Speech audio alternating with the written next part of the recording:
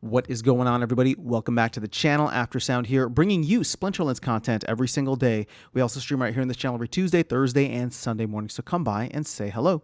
This video is also brought to you by two things. Since we don't do any sponsorships here on the channel, I'll shill them out real quick. The first is my music, which is available anywhere you stream music under the name Aftersound, and the second is a new podcast I just launched called Chasing Infinity. Links in the description below. Check them out. Let me know what you think, and I appreciate the support. Okay, guys, let's talk about SPS and the road to a potential $1 SPS. Now, first of all, this is a follow-up video to a video that I did a long time ago, well into the bear market, so maybe months or even a year ago at this point. That was titled the same thing, right? The road to a $1 SPS. I wanted to do a follow-up to that because we are now at what seems like the precipice of another massive bull run. Bitcoin just crossed, well, it's actually under 100K now, but we did cross 100K recently. It feels like 2025 is going to be a wild ride, and I think most of us are anticipating that to filter down into Splinterlands in some way, shape, or form.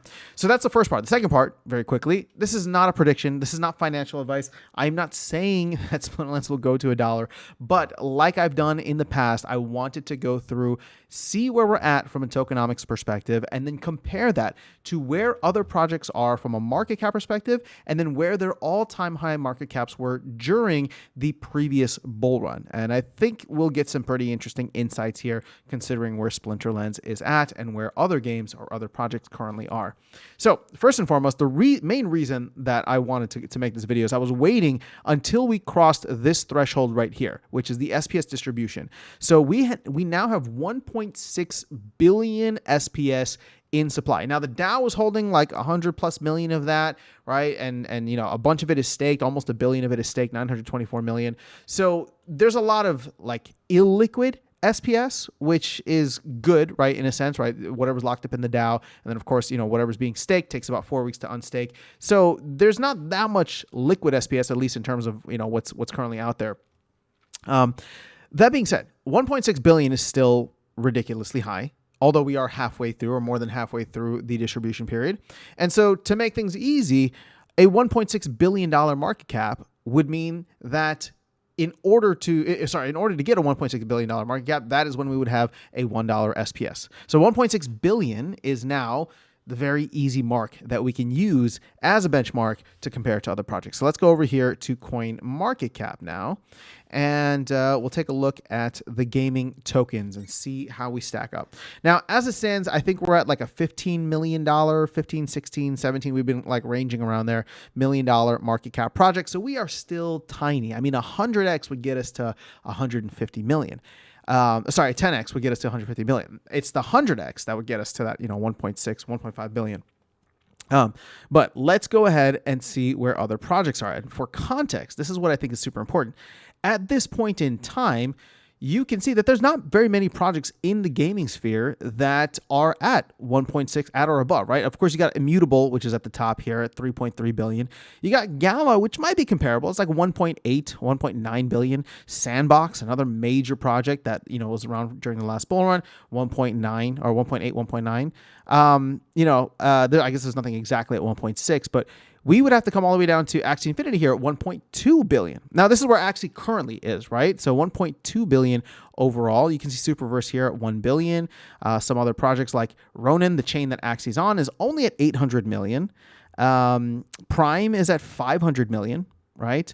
Illuvium is at 300 million. So, and Big Time 240. Let's see if there's one or two more. Okay, no, that's where it's at. So as you can see, like getting to 1.6 billion is not it's very, very far out there, but we're comparing apples to oranges right now, because what we should be doing is 1.6 billion isn't where we're going to go and stay. I mean, I hopefully, right? But I would think that if anything, that would probably just be a blow off top for us, similar to what the last bull run was, right? If we were to get up to $1 or just a $1.6 billion market cap, I would feel very nervous, probably be de-risking. But this is what I'm saying. We're comparing apples to oranges because none of these projects has really popped off yet and is at like its all-time high for this cycle. So what we should be doing is looking at where projects were at on the 2021 cycle. So let's go to Axie Infinity, because Axie Infinity was the leader here, and I think you'll find this most interesting. So if we open up Axie Infinity and the data loads, I'm going to go to all, and then I'm going to look at the market cap here, and you can see like Axie Infinity is at like $8. It hit like an all-time high of like 160 something. But I'm going to go to market cap instead. And what's wild is that you can see this thing almost touched a $10 billion market cap. Now, I don't know where Axie ranks right now. I haven't been following the project. I never really followed the project, to be honest. But that's not the point, right? Like, I don't know where it ranks right now. I don't know if it would get back up there. But at this point, or at that point in time, Axie was the cream of the crop. Everybody wanted to play Axie. So if you ask yourself, in 2021, if the top tier project was at $10 billion of valuation, right? Could a second or third tier project, which I think Splinterlands is, and I'm not saying that to be degrading, like it's just, Splinterlands doesn't compete on a lot of different levels with these other projects. It's much more bootstrapped. Could a second or third tier project actually then hit like 20% of that market cap, or even less? I mean, like 16% of the market cap to be exact, right? 1.6 billion versus this 10 billion. And all of a sudden things start to get, well, maybe a little bit more interesting, right? Let's go back here and take a look at some of the other ones. So obviously Gala was really popular last time as well. Looks like, Gala migrated to a new contract address. Well, we'll just see it anyway and see if that, yes. Okay. So this goes back to 2021. So if we look at this all-time high market cap, I mean, this hit 5.2 billion. So, this is like 3x or a little bit more than 3x from the 1.6 that we'd be targeting in order to get that, ever so elusive $1 SPS. I mean, could we be 1/3 of Gala during the hype of a bull run? I don't know. It starts to become more plausible in that way, right? And again, I'm not saying that it's going to happen. All I'm saying is that when we start comparing things at the height, that's when they get a little bit more interesting. Let's do one more. I want to take a look at Illuvium, because this is a game that pumped and didn't have like anything going on at the time. They were just selling assets, and now they finally have a game like 3 years later, which is fantastic, right? So let's go here to market cap. Okay, well, so here, this is interesting now, because Illuvium only hit 1.2 billion, right? And as it stands right now, they're significantly less. They diluted their token a hell of a lot, right? And so the market cap's what, about that 300 million? So, again, but they have a product this time around, and they have, hopefully some game plan on how to market and get more people into the project. So again, I have no idea where this is going to go. Actually, I just want to check Prime real quick since we're here. Now, Prime was not around during the last bull run. Keep in mind, I think this project launched in like 2022. So I do think this project is going to be a darling of the current, but you can see here that even in the run up back earlier this year, this is from like April of 2024. I mean, this didn't even quite cross $1 billion. I'm seeing like a all-time high market cap close to like 930 billion or something. Sorry, 930 million. So while that would still be a fantastic run-up for SPS, that would be like a 50x rather than a 100x. Again, this is what I'm trying to get at here. If we're comparing it to previous market caps and how wild things got for the whole like metaverse movement, Facebook changed their name from, Facebook to Meta.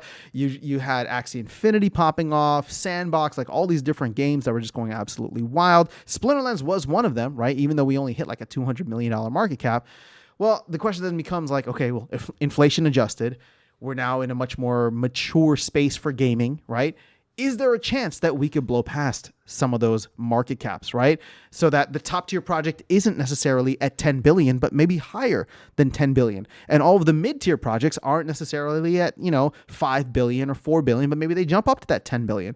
And then maybe you go down to like your sleeper projects, which I would, definitely put Splinterlands in. And maybe that could reach third tier level where you do get to that 1 to 2 billion range, which puts us right smack dab in that area. Or striking, within striking distance of that $1 SPS. You get what I'm saying? So again, we have to wait and see just how wild 2025 is going to be. But if we're using 2021 as the benchmark, as kind of like the carbon copy that we are hoping it will be, there's a lot of data there that shows things could get quite interesting. Now, again, not, history does not repeat, although it does often rhyme. Not every project is going to come back and be a darling, and I've been very vocal about that in the past, that people love to see new and shiny, which is why I'm so big on Prime, but that's not the point of this video. The people love to see new and shiny, but a lot of games, such as Illuvium, for example, are now out. Or there's a lot of new games that are, games that have redefined themselves. And I would even say Splinterlands, to a certain extent, has tried to do that, and probably not as well as some other games. But, the team has done what they can. And we've gotten through this bear market, right? We've gotten through it. The game looks very different now. Again, it plays the same, but it looks different. It looks cleaner. There's a much better onboarding system. And again, if the marketing hits, if we get some of that Illuvium magic from the Illuvium advisors that we have right now on the marketing team, who I'm looking forward to hearing hopefully on a future town hall. But if they could get people to spend millions, tens of millions of dollars on assets that did not even have a game yet in 2021, right, and push that market cap up to 1.2 billion for the ILV token, I would love to see what they could do for us in 2025 with a working game, with several different game modes, and, a team that's been around and been through the thick and thin. And I think anybody who listens to Matt, anybody who comes to the town halls regularly, that's what really sucked me in, right?